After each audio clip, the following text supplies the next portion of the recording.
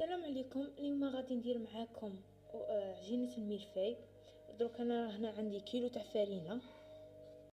غادي نزيد في الكيلو تاع الفرينه، غادي نزيد 4 مغارف زيت،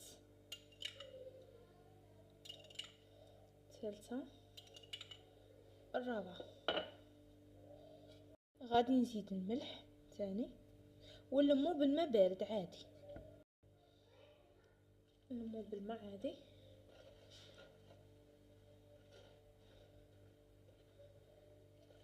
عجينه الملفاي ما تلمش يابسه يابسه، ما تلمش طريه طريه، مليحه تنجمي تتحكمي فيها.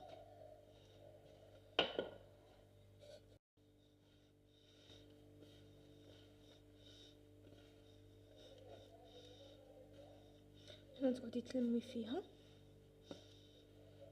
الماء ديري غير بشويه ما تجريلكش. هذا ما كان. بعد ما تلمت معانا نخلوها تسمحوا لي تربوزي شويه دوك نعاودو نحلوها.